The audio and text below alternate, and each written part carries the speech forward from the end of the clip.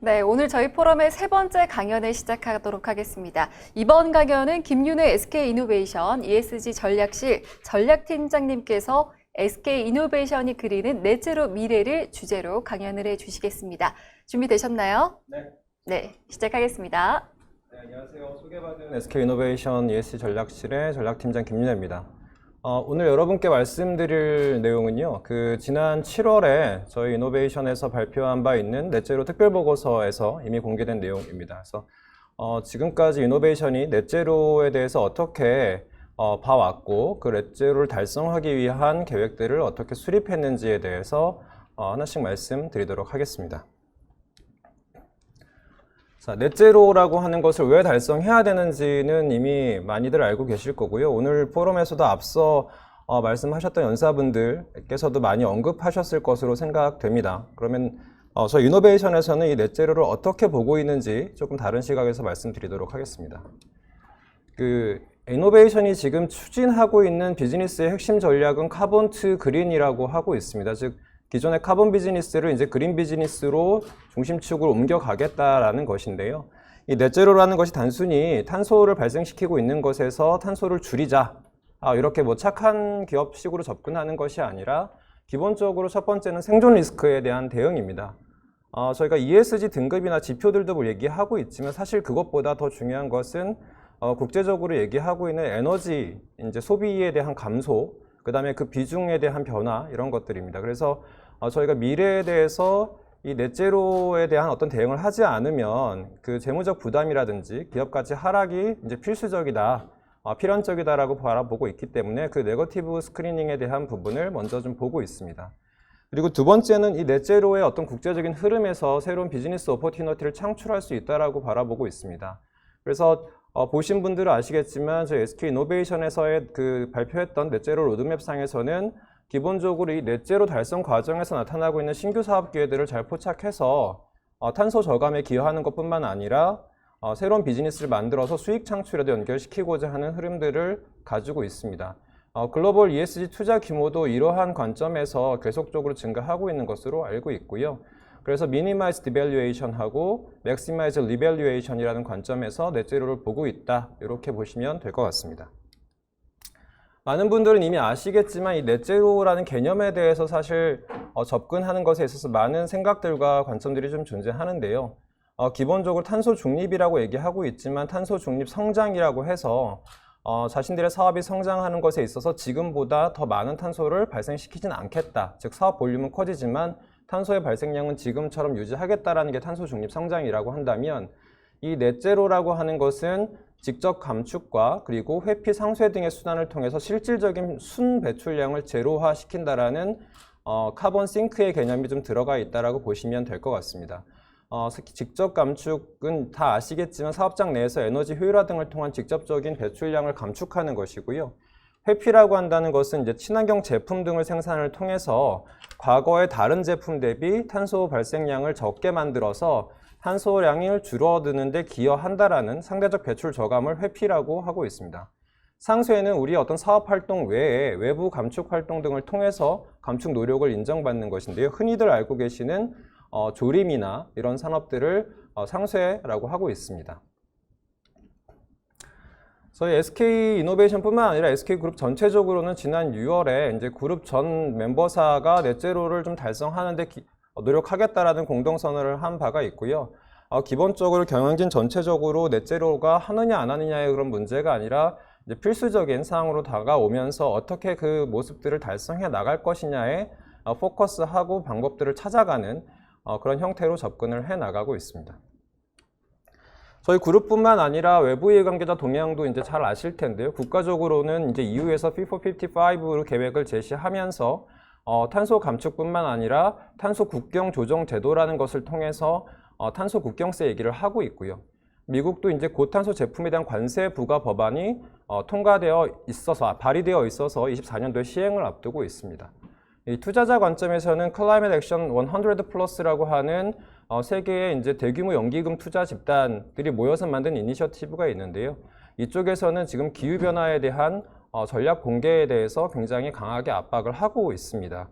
특히 블랙락 같은 곳에서는 넷제로 추진 기업에만 투자를 하겠다라는 선언을 하고 있고요. 특히 이 CA100 플러스라고 줄여서 이제 부를 수 있는데 여기서는 전 세계 100대 고탄소 배출 기업들을 선정해서 탄소 저감에 대한 계획을 제출하라고 요구하고 있었습니다. 한국에서는 단 3개의 기업이 그 리스트에 선정이 됐고요. 저희 SK이노베이션하고 포스코, 한국전력 이 3개사만 선정돼 있고 이 3개사가 앞으로 탄소 감축에 대해서 어떻게 책임지는 모습들을 보일 것인지에 대한 요구를 하고 있었습니다. 기업 관점에서 본다면 이제 글로벌 OEM사들, 특히 전기차 생산하는 회사들이 자신들의 넷제로 시행 계획들을 다 발표했고요. 그리고 이 전기차 회사들이 자신들에게 부품을, 즉 배터리라든지 다른 전장 부품을 공급하는 회사들한테 자신들의 넷제로 달성에 어떻게 이 회사들이 기여할 것인지에 대한 부분들을 마케팅 차원에서도 굉장히 강하게 요구하고 있습니다. 이렇게 봤을 때 현재 이 넷제로 자체의 움직임은 뭔가 착한 기업이 되고자 하고 지구의 환경을 잘 지키는 그런 관점뿐만 아니라 기업의 생존을 위해서도 반드시 필요한 상황이라고 보실 수 있을 것 같습니다.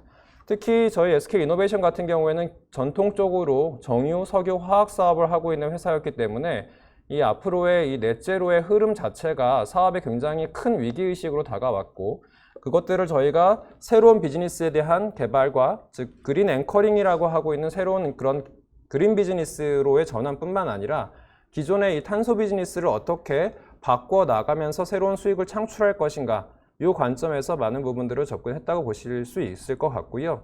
실제 투자자들이 요구하는 것도 저희가 블랙락이라든지 JP모건 등과도 이제 미팅들을 많이 하고 있는데 그들이 요구하는 것도 니들 탄소 감축하고 ESG 경영을 잘 실행해서 회사의 수익이 어찌됐든 간에 좋은 평가를 받으면 돼가 절대로 아닙니다. 자신들의 그 요구 사항을 달성하면서 수익을 유지하라는 얘기는 결국에는 미래 사회의 변화 팩터들을 보고 비즈니스의 변화와 체인지를 요구하고 있다라고 얘기할 수 있을 것 같습니다. 그래서 이제 Y가 아니라 How로 넘어가야 되는 시점이라고 생각을 하고 있고요. 저희가 이제 넷제로를 어떻게 달성해 나갈 것인지 구체적 방법론을 제시하려고 했고 지난 7월에 말씀드린 것처럼 제시했습니다. 그래서 이 부분에 대해서 상세하게 좀 말씀을 드려보도록 하겠습니다.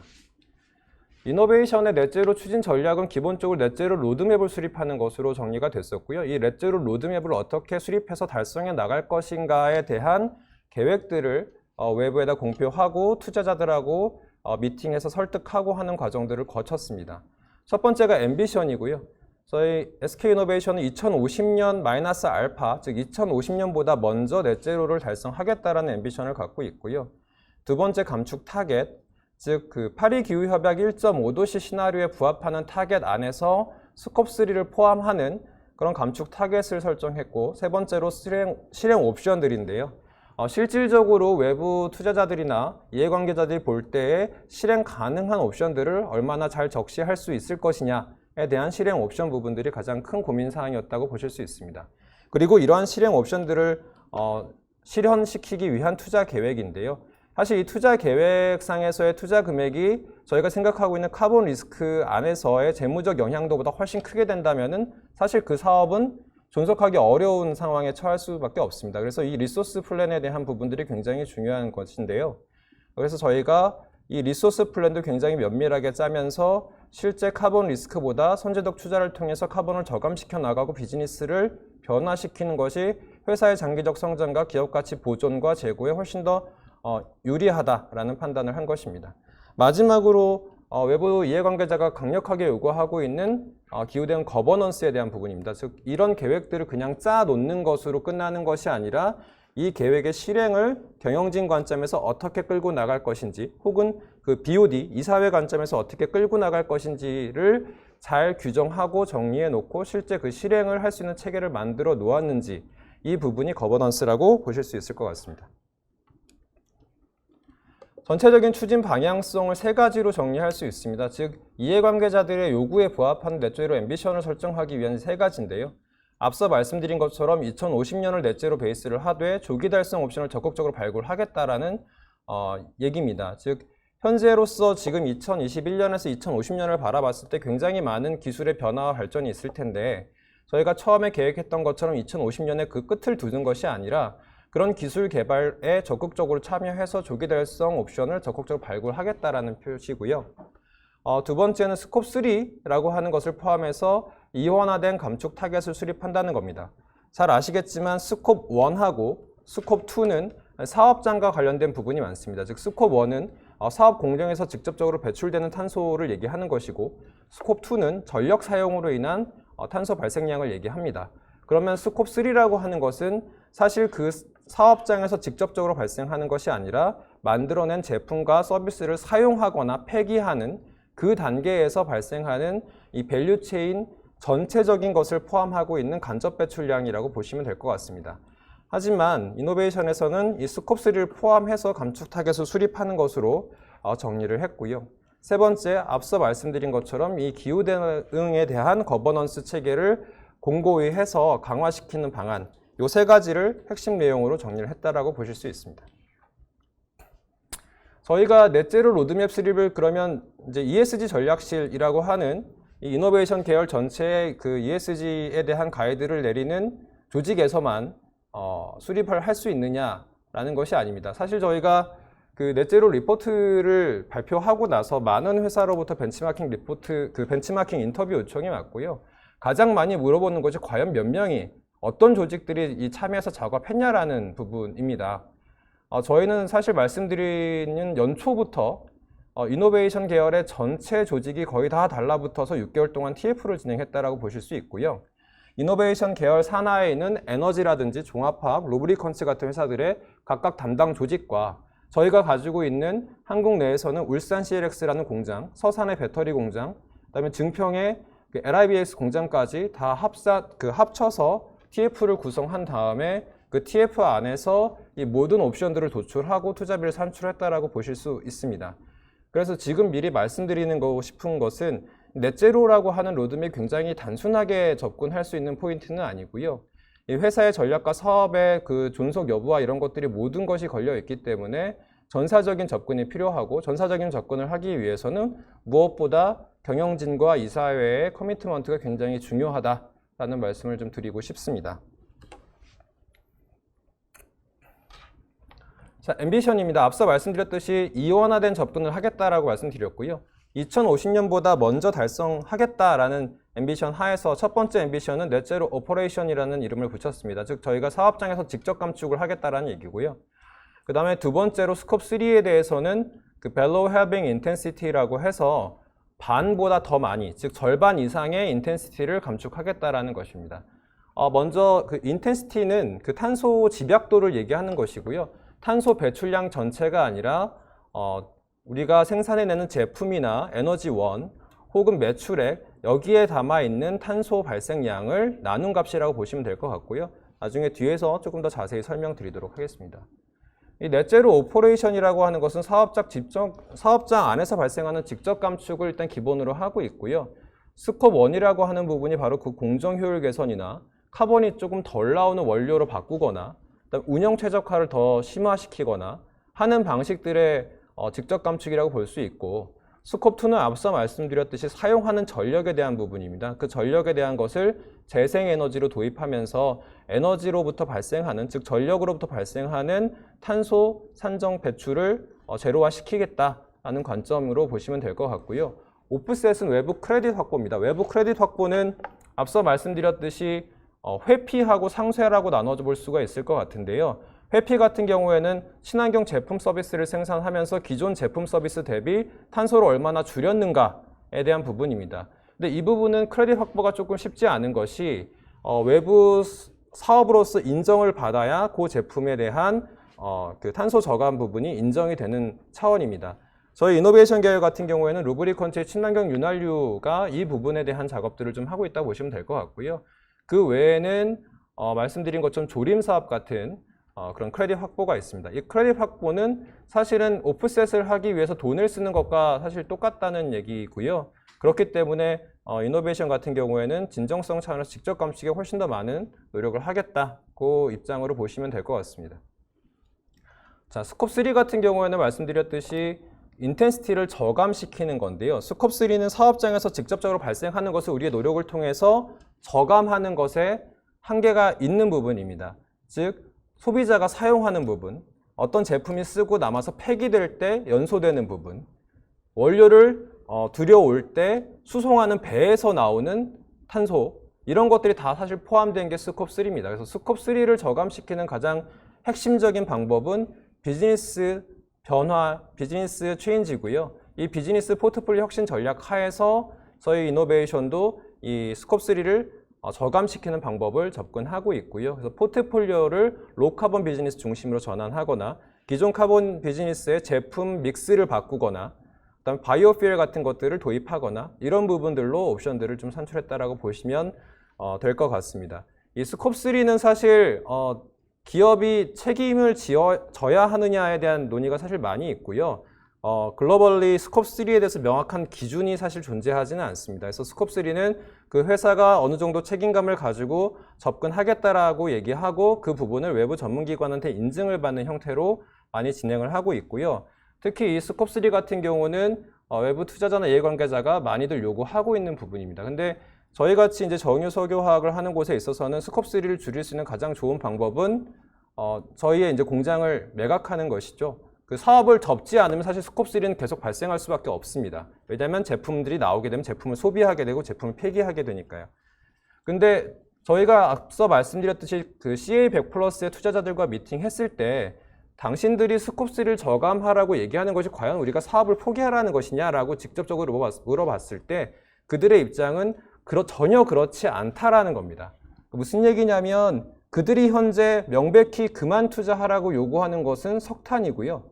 이 석유에 대한 부분은 자신들도 쓰임새가 많이 있기 때문에 그 부분에 대해서 현재 이런 대기업들이 잘 책임을 지면서 해나가기를 바라고 있을 뿐이지 당장 얘를 어떻게 저감시켜달라 이렇게 얘기하는 부분은 아니고 비즈니스 포트폴리오를 좀 바꾸고 미래지향적으로 고민을 해서 기업 가치를 올려달라 요 요구사항이었습니다. 그래서 이 부분은 그들의 니즈에 맞게 저희가 비즈 포트폴리오 혁신 전략을 접근했다고 보시면 될 것 같고요. 지금 들으시는 분들이 얘는 어떻게 줄이지? 라는 관점에서 본다면 스콥3는 사실은 비즈니스와 굉장히 맞닿아 있는 부분이라고 이해하시면 될 것 같고 외부 투자자들도 사실 그런 식으로 요구하고 있습니다. 자, 그러면 앰비션 첫 번째인 이제 넷제로 오퍼레이션에 대해서 말씀드리겠습니다. 잘 아시겠지만 이노베이션 계열은 크게 두 가지 비즈니스 축으로 볼 수가 있고요. 기존의 그 정유석유화학이라고 볼 수 있는 카본 비즈니스, 그 다음에 최근에 이제 급성장하고 있는 배터리 소재 쪽의 그린 비즈니스, 이렇게 둘로 나눠볼 수가 있습니다. 이 두 개는 구조가 워낙에 다르기 때문에 저희가 감축 패스웨이를 둘로 나눠서 설정을 했고요. 기본적으로 카본 비즈니스의 그 탄소 발생량의 피크는 19년으로 저희 내부적으로는 계산이 됩니다. 그래서 19년을 대비해서 2030년에 50%, 그 다음에 2050년 이전에 이제 100%를 달성하는 것을 목표로 하고 있고요. 신규 성장하고 있는 이 그린 비즈니스 같은 경우에는 비즈니스가 현재 대비 적어도 50배, 100배 이상 성장할 것으로 35년도 이상에도 예측하고 있고요. 다양한 그 리포트들, 맥켄지에서 얘기하거나 골드만삭스에서 얘기하고 있는 이 배터리 사업 마켓에 대한 성장성도 그만큼 얘기하기 때문에 얘는 우리의 과거 피크 대비가 아니라 이제 BAU, 앞으로 발생할 수 있는 온실가스 배출량을 예상해서 그거 대비 얼마를 감축시키겠다라는 관점으로 접근했다고 보시면 될 것 같습니다. 이 배터리 소재 비즈니스 같은 경우에는 30년에 BAU 대비 87%, 35년에 넷제로를 조기 달성하는 것으로 얘기하고 있고요. 자, 넷제로 조기 달성하는 것이 배터리가 훨씬 쉽기 때문에 그린 사업이 쉽기 때문에 조기 달성하는 것이 아니라 이 배터리 같은 경우에는 이제 전기차의 부품으로 들어가게 되는데 이 전기차 제조업체인 폭스바겐이나 포드 이런 곳에서 넷제로 로드맵을 굉장히 강하게 실행하고 있고 자신들에게 부품을 납품하는 이 배터리 제조사들로부터 넷제로에 얼마나 기여할 수 있는지를 명확히 얘기를 하고 있습니다. 그래서 그 부분에 대해서 저희가 이제 좀 전략적이고 도전적으로 목표를 잡았다라고 보실 수가 있고요.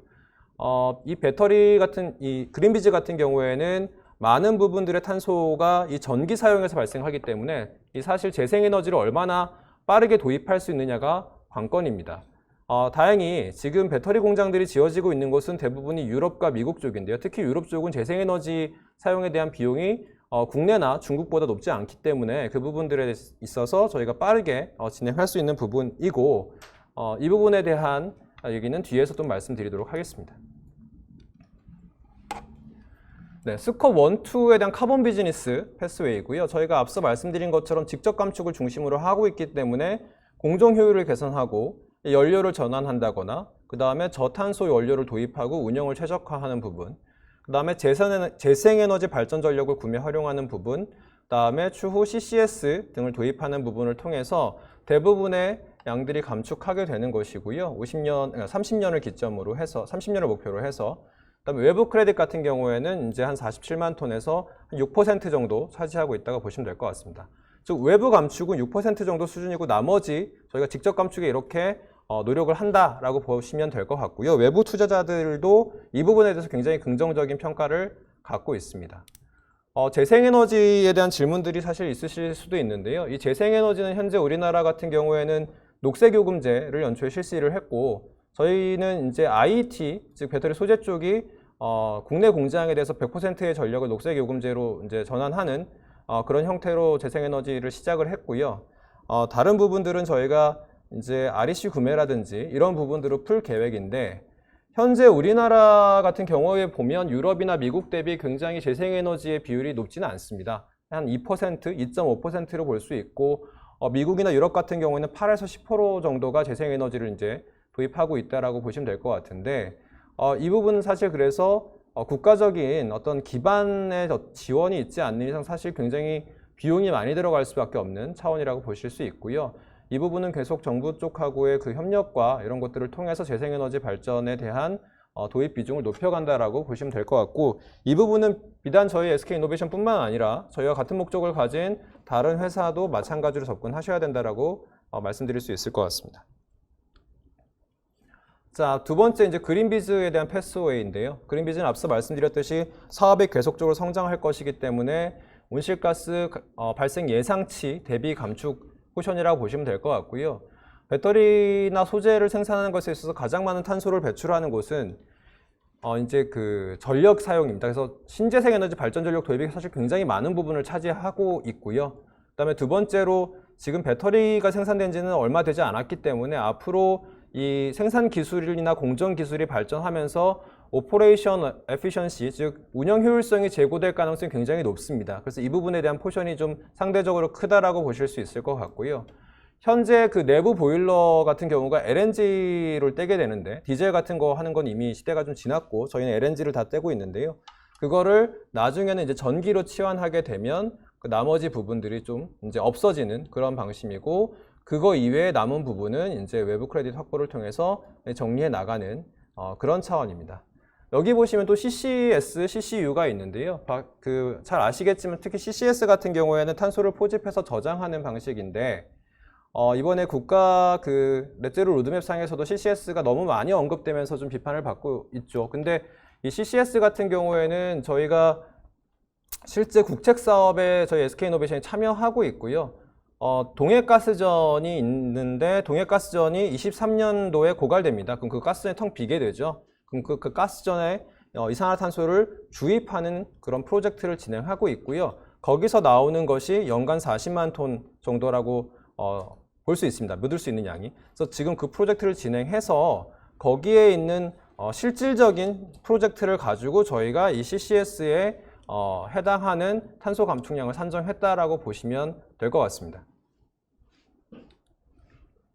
다음은 스콥3입니다. 앞서 말씀드렸듯이 이 스콥3는 인식과 측정이 굉장히 모호한 상황이고 그러다 보니까 이 글로벌리 여러 회사들이 자신들만의 산정 방식과 그 다음에 계산식을 가지고 얘기하고 있고요. 그 계산식과 산정 방식에 대해서 외부 평가자 혹은 이해관계자들이 평가하고 비판하기도 하고 그렇게 하고 있습니다. 그래서 스콥3 산정 방식에 대한 저희 SK이노베이션만의 자체적인 정의와 전략적 접근이 좀 필요하다라고 봤고요. 기본적으로 책임 범위 관련해서 요구 지침이 부재하고 스콥3 안에 15가지의 카테고리가 있는데 이게 비즈니스 특성에 따라 인식령이 굉장히 상이하고 이 스콥3를 반영하고 관리하는 방식 자체도 굉장히 접근법이 회사마다 다릅니다. 근데 그거에 대해서 명확한 가이드가 있는 것은 아니고 우리가 이 접근법을 취하는 근거에 대해서 명확히 소명만 되고 그게 합리적이라고 한다면 이제 인정을 받는다고 보실 수가 있고요. 사실 스콥3라고 하는 것은 앞서 말씀드렸듯이 운송에 대한 부분, 소비에 대한 부분, 폐기에 대한 부분 이런 것들이 다 포함되어 있기 때문에 그 개별 기업체들로 보면 사실은 다 중복입니다. 그러니까 저희가 스콥3로 인식하는 이노베이션 스콥3를 인식하는 것이 수송해 오는 그 배에서 나온 탄소라고 한다면 그 수송업체는 그 배에서 나온 탄소가 자신들의 스콥 1, 2가 되고 저희한테 스콥 3가 되겠죠. 이런 식으로 중복이 사실 되어 있는데 이 중복되는 부분에 대해서는 외부 투자자들도 누구 할 것 없이 이제 조금 나설 수 있는 기업들이 나서서 좀 이렇게 주도해 주기를 바란다. 그 관점에서 접근하고 있기 때문에 이 스콥 3에 대해서는 사실 명확하게 스트릭트한 기준을 주지 않는 그런 이유가 있습니다. 이노베이션의 스콥 3 팔리시라고 하는 것은 세 가지인데요. 그래서 인식 범위는 저희가 카테고리 15개 중에서 9개를 산정해서 인식하고 있습니다. 카테고리 그 11번을 중심으로 해서 9개를 인식을 하고 있고요. 이 9개밖에 인식하지 않는다 이렇게 보실 수도 있는데 사실 굉장히 많이 인식하는 것이고 BP 같은 곳에서는 그 카테고리 11 하나만 인식하는 그런 회사들도 있습니다. 저희가 9개를 산정했고 영국의 전문기관인 로이드를 통해서 인증하고 실사를 다 받았습니다. 근데 이 부분은 저희가 9개만 산정한 이유는 기본적으로 이노베이션이 배출하고 있는 스콥3 발생량에서 이 9개의 카테고리가 96%를 차지하고 있고요. 이 96%를 차지하고 있는 이 카테고리를 중심으로 인정하는 것이 충분히 합당하다라고 MSCI를 통해서 답변을 받았습니다. 그래서 이렇게 인식을 좀 했고요. 반영 방식 같은 경우에는 사실 저희 이노베이션이 종속회사가 굉장히 많습니다. 왜냐하면 공장들도 하나의 법인체로 되어 있고 그다음에 판매법인들도 굉장히 많은데요. 그 지분법으로 일단 다 반영하는 것으로 정리가 좀 되어 있고요. 저희가 연결기업 105개가 있는데 그 중에 이제 49개사를 선정해서 스콥3에 대한 인식 범위로 반영을 했다라고 보시면 될 것 같습니다. 그래서 스콥3를 측정을 하실 때는 기본적으로 회사에 이제 붙어 있는 그 지배구조 관계에서의 종속회사들의 발생량과 인식 범위를 잘 산정하셔야 되고요. 관리 방식은 저희가 절대량이 아니라 인텐시티라고 하는 집약도를 중심으로 관리 지표를 이제 선정하고자 얘기를 드리고 있습니다. 이노베이션은 앞서 말씀드렸듯이 카본 비즈니스하고 그린 비즈니스가 섞여 있는 독특한 구조를 갖고 있고요. 이 비즈니스적인 특징을 고려해서 그리고 스콥3가 아까부터 제가 비즈니스와 관련된 거라고 말씀을 드리고 있는데 이 비즈니스 포트폴리오 변화 방향성과 연계해서 이노베이션은 파이낸셜 인텐시티라고 하는 통합 지표로 가져가고 저희의 사업회사들은 피지컬 인텐시티라고 하는 지표로 가져가는 것으로 정리를 했습니다. 이 부분에 대해서는 뒤에서 한 번 더 말씀드리도록 하겠습니다. 네, 방금 말씀드렸던 파이낸셜 인텐시티하고 피지컬 인텐시티에 대한 부분인데요. 이 부분을 좀 이해하시려면 인텐시티에 대한 이해가 좀 필요하실 것 같습니다. 인텐시티는 탄소 집약도고요. 탄소 배출량 전체가 아니라 탄소의 집약도에 대한 부분이고요. 그 탄소의 배출량을 분자로 해서 분모에 무엇을 둘 것이냐에 대한 부분입니다.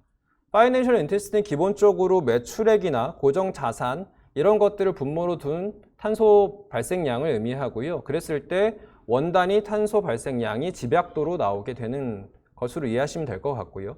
피지컬 인텐시티라고 하는 것은 말 그대로 제품의 판매량이나 이 제품을 통해서 나타나는 에너지 원으로서의 어떤 발열량 등을 기본으로 놓고 그 메가줄당 스콥3에 해당하는 탄소 배출량이라고 생각하시면 될 것 같습니다. 이 두 가지 접근으로 했고요. 특히 이노베이션 계열 통합 같은 경우에는 이노베이션 자체가 현재는 이 친환경 비즈니스 포트폴리오 쪽으로 비중을 높여갈 계획이기 때문에 그 비즈니스 전략과 연계해서 저희 그 고정 자산을 분모로 놓고 포트폴리오 비율을 곱해서 이제 스콥3 탄소 배출량을 산정하는 방식으로 했고요. 이렇게 저희 사업회사들의 썸을 했을 때의 인텐시티가 나타날 수 있도록 계산식을 잡았고 이 식에 대해서도 이제 외부 전문가의 의견들과 평가를 다 받았습니다. 그 다음에 사업회사들은 각각의 사업 특성이 굉장히 다르기 때문에 즉 정유가 있고 그 다음에 석유 화학이 있고 뭐 윤활유가 있고 이렇게 배터리가 있고 이렇게 되고 있기 때문에 그들은 각각의 특징에 따라서 에너지 원을 생산하는 곳은 제품의 발열량 메가줄이고 그 다음에 에너지가 아닌 그 제품 자체를 생산하는 것은 그 제품의 판매량과 그 판매량 안에 물리적 원단위를 가지고 이 탄소의 배출량을 집약도로 바꿔서 산정한다라고 보시면 될 것 같습니다. 직접적인 배출량보다 이 인텐시티를 가지고 얘기하는 것은 저희의 비즈니스 포트폴리오 변화 방향이나 비즈니스 모델의 변화를 훨씬 더 쉽게 설명할 수 있는 지표이고 그러다 보니까 저희가 지속적으로 관리해 나갈 수 있는 지표이기 때문에 선정을 한 것이고요. 글로벌리 다른 회사들도 절대량이 아닌 인텐시티로 많이들 활용하고 있습니다. 파이낸셜 인텐시티를 그럼 목표로 어떻게 설정할 것인가를 놓고 봤고요. 저희가 이제 그린 비즈니스로 포트폴리오 중심축을 이동하면서 앞으로 그린 비즈니스의 고정 자산이 지금보다 점점점 늘어가는 것을 가정했을 때에 그 인텐시티가 줄어드는 것을 시뮬레이션 했고요. 그걸 기준으로 했을 때 2030년에 45%, 19년 대비, 그 다음에 2050년에 75% 이렇게 감축하는 것으로 정리를 했습니다. 기본적으로 현재 굉장히 규모가 크지 않은, 이노베이션 안에서 규모가 크지 않은 이 비즈니스, 그린 비즈니스가 앞으로 어떻게 변해 나갈지에 대한 부분이고요. 여러분들이 아시는 것처럼 배터리나 LIBS만 얘기하고 있는 것이 아니라 플라스틱 리사이클이라든지 에너지 솔루션에 대한 부분, 그 다음에 기존 석유화학 사업이 트랜스포메이션 하는 부분까지 포함하고 있다고 보시면 될 것 같습니다. 사업과 연계된 스콥3 감축을 어떻게 그럼 해 나갈 것이냐에 대한 변화 방향으로 저희가 잡고 있는 부분입니다. 그래서 잘 아시는 것처럼 이제 배터리와 LIBS의 시장과 이런 것들의 성장에 있어서 저희가 플레이를 좀 더 활발하게 해서 사업 성장을 이뤄내는 게 당연히 첫 번째고요. 두 번째는 이 배터리 메탈 리사이클이라고 해서 배터리의 리사이클에 대한 부분을 통해서 새로운 비즈니스를 만들어냄과 동시에 탄소 발생도 저감시킬 수 있는 형태라고 보시면 될 것 같습니다. 그리고 이제 플라스틱 리사이클이라고 해서 그 파일로시스 기술을 통해서 플라스틱 안에서 다시 납사를 뽑아내는 그런 방식으로 저희가 이제 플라스틱에 대한 재활용을 목표로 좀 하고 있고요. 그 다음에 이제 에너지 솔루션 같은 경우에는 저희가 가지고 있는 여러 주유소 내에서 그 태양광 분산 발전이나 연료전지 등 사업을 통해서 친환경 전력을 좀 생산해내는 그런 사업 모델을 하나 좀 잡고 있습니다. 그리고 이 부분이 조금 중요한데요. 저희가 그 울산 CLX라고 하는 굉장히 큰 정유 그 공장을 갖고 있고요. 정유화학 공장을 갖고 있고요. 여기서 이제 이 공장의 구조나 이런 부분들을 어떻게 변화시킬 것인지를 사실 고민하고 있고, 그 고민의 방향성이 이 페트로케미칼 밸런스드 리파이너리라고 해서 기본적으로 저희가 에너지 소비 자체가 전기차의 도입이 많아지면서 휘발유와 그다음 디젤의 소비가 많이 줄어들 것으로 예상하고 있기 때문에 그 시점에 맞춰서 저희가 투자를 먼저 해서 이 구조의 생산 구조의 자체를 기존의 휘발유 디젤 생산 라인 쪽을 이제 석유, 화학 등 고부가 제품 생산으로 바꿔나가는, 그러면서 탄소 집약도를 떨어뜨리고 이 공장의 존속성을 살릴 수 있는 그런 부분들로 좀 고민을 하고 있고요. 그 다음에 마지막으로 CCS 솔루션인데, 앞서 말씀드렸던 CCS는 이미 국가에서 그 프로젝트를 진행하고 있는 곳에서 저희가 참여한 부분이 있고요. 이제 저희가 생각하는 것은 이 CCS를 비즈니스화 한다는 것인데, 여러분도 국가 목표나 그 다음에 해외에 있는 다른 기업들이나 다른 그 유럽에 있는 국가들의 이 넷제로 달성 계획들을 보게 되면 CCS에 대한 부분이 굉장히 많은 포션을 차지하고 있는 것을 아실 수 있을 겁니다. 근데 기본적으로 저희 이노베이션이 갖고 있는 이제 사업 중에서 EMP라고 석유를 시추하는, 뽑아내는, 바닷속에서 뽑아내는 게 있는데요. 그거를 이제 다시 이산화탄소를 거기다 집어넣는 그 방식을 저희가 CCS 기술로 활용하려고 하고 있습니다. 즉, 말씀드린 것처럼 동해가스전처럼 이미 비어있는 그 가스전이나 유전을 활용해서 거기다 이산화탄소를 채운 다음에 잘 막아놓는 방식이 있을 것 같고요.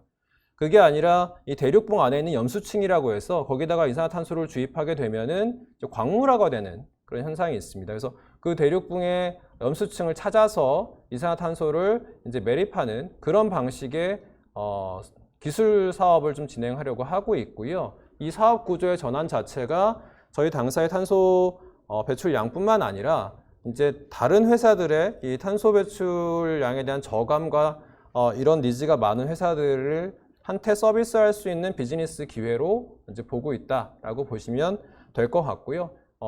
전 세계 그 많은 회사들과 이 부분들은 협업을 진행하고 있습니다. 그 다음에 기후변화 대응 거버넌스입니다. 그 앞서 말씀드린 것처럼 모든 내용들이 이제 잘 설계가 됐다라고 해서 예쁜 보고서 만들고 그냥 끝날 수도 있는데요.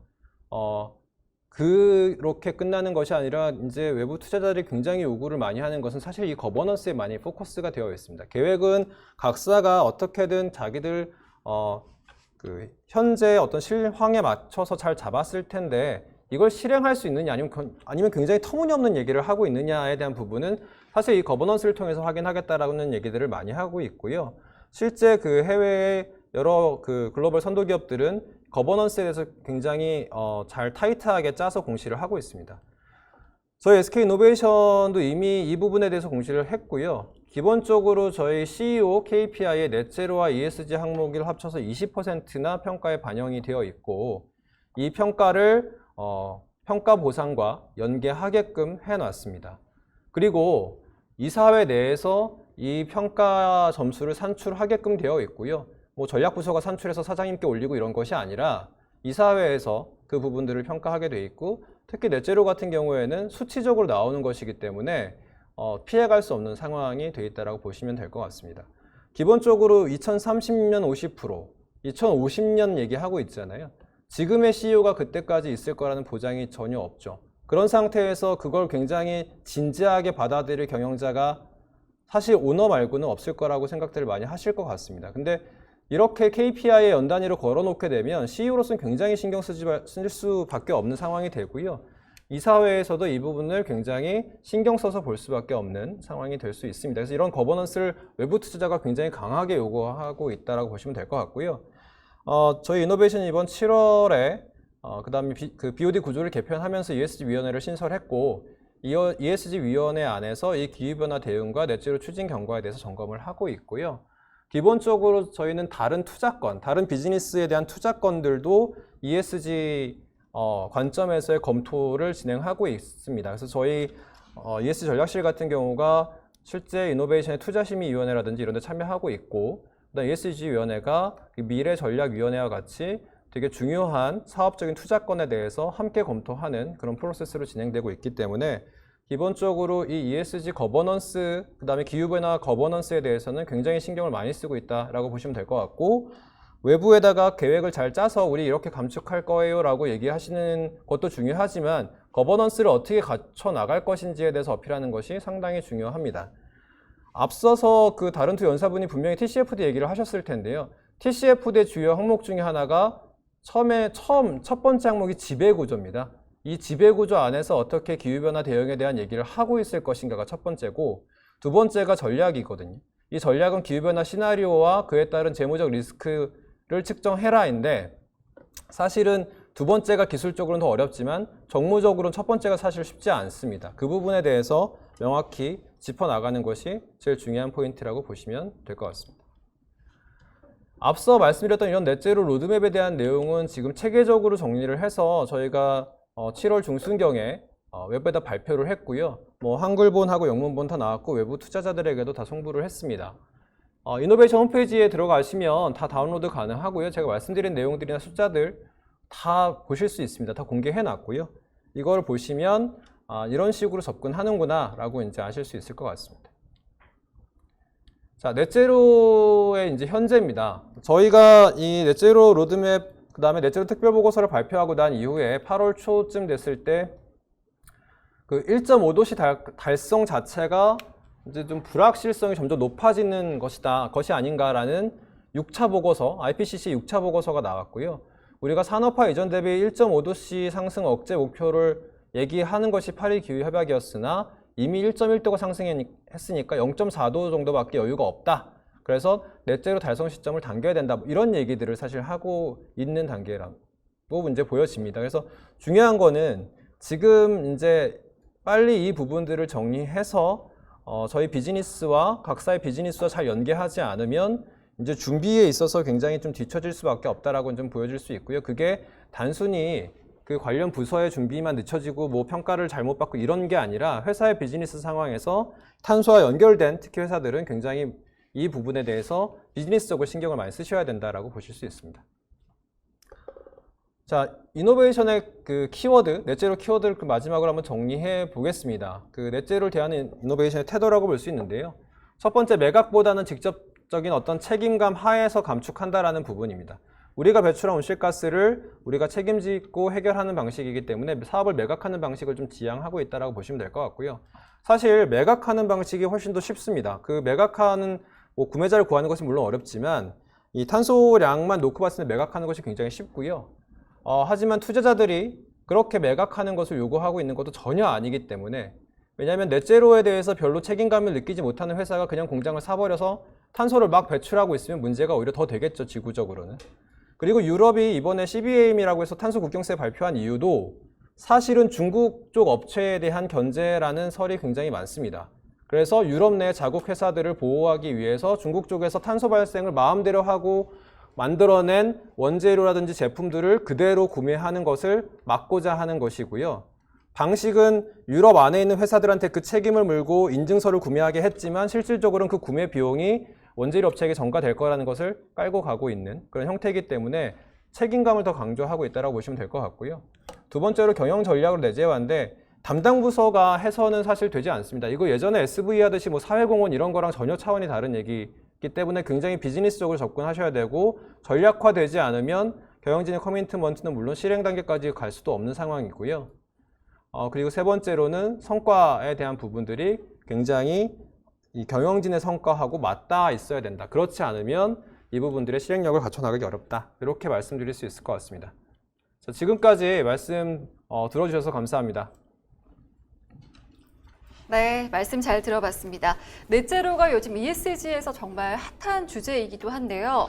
SK이노베이션이 최근에 넷제로 로드맵을 발표했습니다. 바로 이 전략 방향을 수립한 분이 김윤회 팀장님이시기도 한데요. 자, 그렇다면 이제 더 궁금한 것들이 많으실 테니까요. 저희가 댓글로 올라온 질문 중에서 몇 개를 골라서 김윤회 팀장님께 질문을 드리도록 하겠습니다. 네, 먼저 질문들을 살펴보니까요. 이 질문이 좀 눈에 띄는데요. SK이노베이션은 자체적으로 넷제로 특별 보고서를 발간하셨습니다.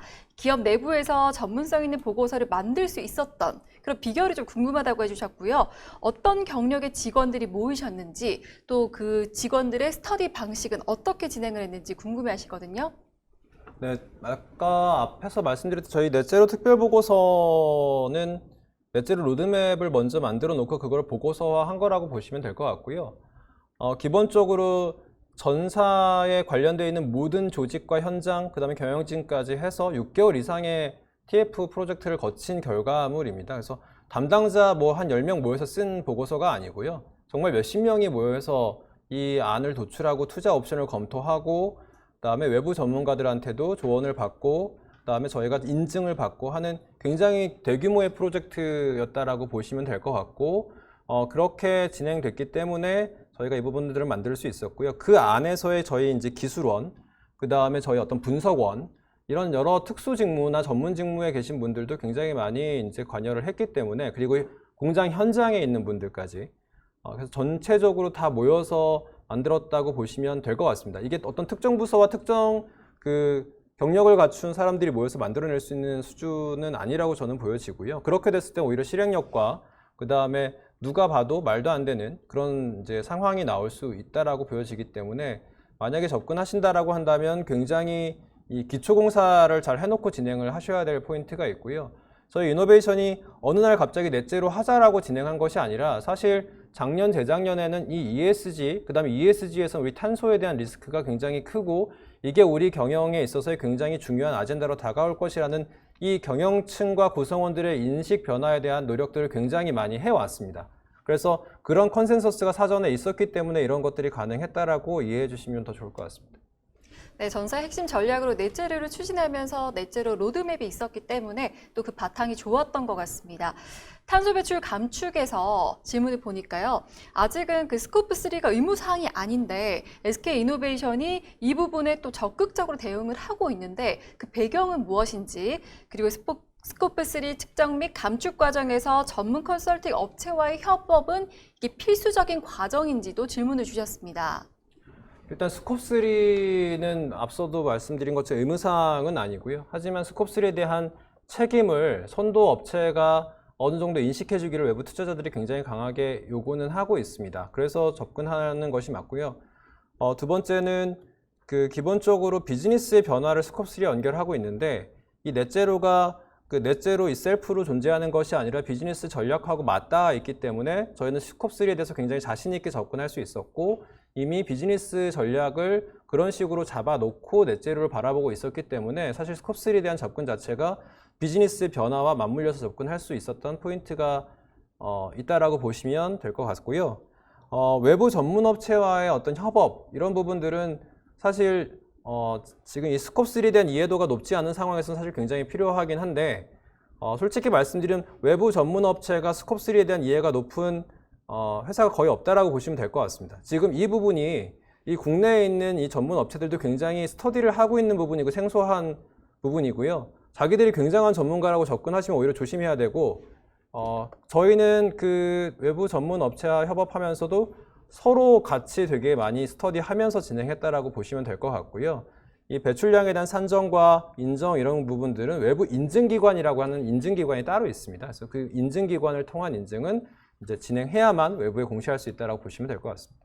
네, 잘 들어봤습니다. 지금 질문들이 조금 많이 주시고 계신데요. 먼저 이 질문 먼저 드려보도록 하겠습니다. 이 넷제로 로드맵을 수립할 때 참고했던 글로벌 가이드라인이 무엇인지 우선 궁금하다고 해주셨고요. 다양한 가이드라인이 있는 만큼 또 어떤 가이드라인을 참고해야 될지 이견들이 있는데 이 부분을 어떻게 조율해서 커뮤니케이션을 해서 정해야 될지 질문 주셨습니다. 가이드라인이 사실 많이 있고 의견들이 다 다르고요. 그러니까 기본적으로 저희가 이제 동종업계라고 볼 수 있는 오일 메이저, 글로벌 오일 메이저들은 어떻게 접근하고 있는지에 대한 벤치마킹을 사실 상당히 깊게 했고, 그 다음에 두 번째로는 글로벌 이니셔티브들이 굉장히 많이 있습니다. 뭐 SBTI도 있고 굉장히 많이 있는데, 이들이 이제 견지하고 있는 탄소 감축에 대한 입장들, 이런 부분들을 좀 가장 많이 고려를 해서, 일단은 가장 보수적인 접근부터 시작했고요. 가장 보수적인 가이드라인을 잡고 어느 부분에서 우리가 전략적으로 그 가이드라인보다는 한 단계 더 루즈하게 할 것인지에 대한 전략적 판단을 했다라고 보시면 될 것 같고요. 그렇게 했을 때 가장 강한 가이드라인을 베이스라인으로 하다 보니까 저희가 그거에서 기본적으로 저희한테 필요한 부분들만 살짝 이제 그 기준들을 조금 이제 변경하면서 전체 가이드라인을 잡아갔을 때 외부 평가자들이나 투자자들도 그 부분에 대해서는 굉장히 이제 합리적으로 인정할 수 있었던 부분이라고 얘기를 들었던 것 같습니다. 네, 저희가 조금 시간이 있는 관계로 마도로스님의 질문이 사실 두 개가 있으셨어요. 두 개를 좀 다 질문을 드려볼까 하는데 먼저 철저한 준비로 이 넷제로의 선두주자다운 모습을 봤다고 말씀해 주셨습니다. 이렇게 많은 준비를 하셨는데 추가로 정부 등에서 지원해줘야 될 사항은 무엇이라고 생각하시는지 궁금하다고 하시네요. 네, 앞서 말씀드린 것처럼 넷제로의 그 달성에 있어서 여러 수단들 중에 가장 기반이 되는 것 중에 하나가 재생에너지, 즉 전력에 대한 부분인데요. 이 전력의 기본적으로 재생에너지라고 하면 태양광, 그 다음에 뭐 해상풍력 이런 얘기들을 하고 있는데 우리나라는 그 기반이 사실 굉장히 좀 부족합니다. 그래서 그 부분에 대한 국가적인 투자 지원이 사실 필요한 게 맞고요. 그 다음에 두 번째로는 이제 CCS 등 이제 탄소 저감에 대한 핵심적인 미래 기술들이 있는데 그 기술 개발에 상당히 많은 비용이 투과가 됩니다. 그래서 지금도 물론 CCS 기술이 없는 것은 아니고 탄소가 포집되고 저장되는 기술들은 존재하는데 이것을 대단위로 풀었을 때의 단가가 경제성이 전혀 나오지가 않고요. 그래서 그 부분들을 국가에서 같이 기술 개발을 하고 이제 상용화 기술을 개발하고 이제 지원해주는 그 기술 개발 차원이 굉장히 중요하다고 보고 있습니다. 그리고 중요한 거는 이게 한 업체가 대표적으로 업계에서 대표적으로 이런 의지를 보여주는 것 자체는 좋은데 국가 입장에서 볼 때는 전체 밸류체인을 봐야 되는데요. 이 전체 밸류체인에서 여유가 그래도 조금 있는, 여력이 조금 있는 회사들은 이런 식으로 접근을 하지만 이 공급망 전체로 놓고 보면은 탄소에 대해서 신경 쓰지 못하는 업체들도 사실 굉장히 많이 있습니다. 그래서 그런 단계에서 오히려 기준만 높여버리면 이 생태계 자체가 무너질 수 있는 위험도 사실 존재하고 경쟁력이 오히려 떨어질 수 있는 문제도 있거든요. 그래서 그 부분들을 이제 두 번째로는 좀 잘 보면서 목표 세팅 같은 작업들을 좀 진행하면 좋을 것 같습니다. 네, 저희가 잘 들어봤고요. 그 마도로스님께서 두 가지 질문을 주셨기 때문에 다른 한 가지까지 말씀을 들어보고 마무리하도록 하겠습니다. 더불어 회사의 성장 전략이 ESG를 중심으로 비즈니스 포트폴리오를 크게 바뀌었는데요. 이런 변화를 하면서 상대적으로 기존 사업에 속한 임직원 감축 등 다양한 이슈가 또 발생하는 것 같습니다.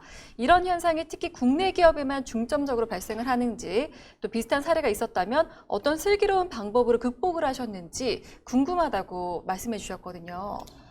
네, 그 사실 굉장히 중요한 문제고요. 그 국내 문제가 아니라 사실 글로벌리 굉장히 문제가 되고 있는 사안입니다. 그러니까 무슨 얘기냐면 아직은 문제가 되지 않았죠. 아직은 뭐 무엇을 줄이거나 하는 단계가 막 본격적으로 시작된 것은 아니니까 계획만 발표되고 있으니까.